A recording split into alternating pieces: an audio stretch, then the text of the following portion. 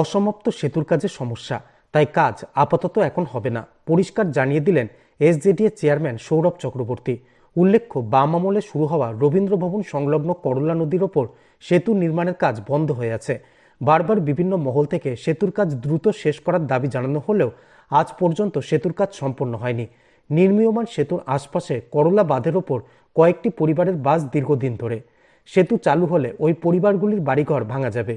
SJDA chairman Sourav Chakraborty বলেন, সেতু চালু হলে ওই পরিবারগুলির বাড়িঘর ক্ষতি হলে তাদের ক্ষতিপূরণ দেওয়া হবে, কিন্তু আপাতত সেতুর কাজ বন্ধ রাখা হয়েছে।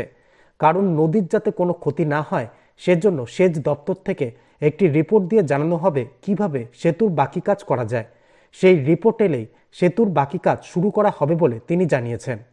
রবীন্দ্র ভবনের যে সমাজপাড়া রবীন্দ্র ভবনের জন্যে আমাদের ইরিগেশন থেকে একটা নো অবজেকশন প্রয়োজন ছিল, ওটাও আমাদের কিন্তু এস্টিমেট রেডি আছে, টাকাও স্যাংশন আছে। ইরিগেশন দপ্তরটাকে দেখছে যে রিভার প্রোটেকশন ওয়ার্কে কোনো ক্ষতি হবে কি, ওদের কাছ থেকে নো অবজেকশন পেয়ে গেলেই আমরা কাজটা শুরু করতে পারবো। ওটার কিন্তু আরও নতুন করে আমাদের ডিপিআর এর প্রয়োজন নেই, ওটা টেন্ডারই আছে, কিন্তু আমরা নো অবজেকশন না পাওয়া পর্যন্ত টেন্ডার খুলতে পারছি। সেতু এবং অ্যাপ্রোচ রোড, ওটা 3 কোটি টাকা আমরা আগেই দিয়েছি, পুজোর আগেই দিয়েছি। বাসিন্দাদের যে সমস্যাটা ছিল ওটা পলিউশন কন্ট্রোল বোর্ড এবং পিসিবি এবং ইরিগেশন ডিপার্টমেন্ট একটা অবজেকশন দিয়েছে এই কাজটায়।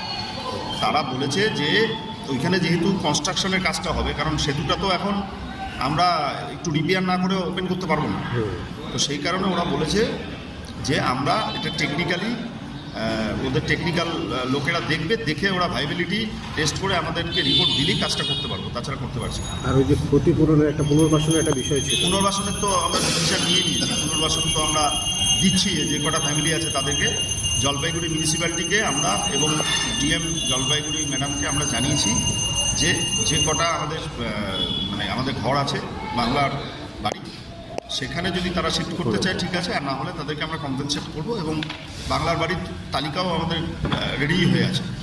যে কোনো সময় মাননীয় মুখ্যমন্ত্রীর হাত দিয়ে, যেমন 422টি ফ্ল্যাট আমরা শিলিগুড়িতে দিচ্ছি, তার মধ্যে জলপাইগুড়ি আছে, জলপাইগুড়িও 422টি ফ্ল্যাট আছে শিলিগুড়িতে, যেটা ইডাব্লিউএস, আর বাংলার বাড়ি এখানে 64টি ফ্ল্যাট আছে। মোট 500 প্রায় মানুষ ফ্ল্যাট পাচ্ছে মাননীয় মুখ্যমন্ত্রীর হাত দিয়ে, তারই ইন্সপিরেশনে, তারই নির্দেশে।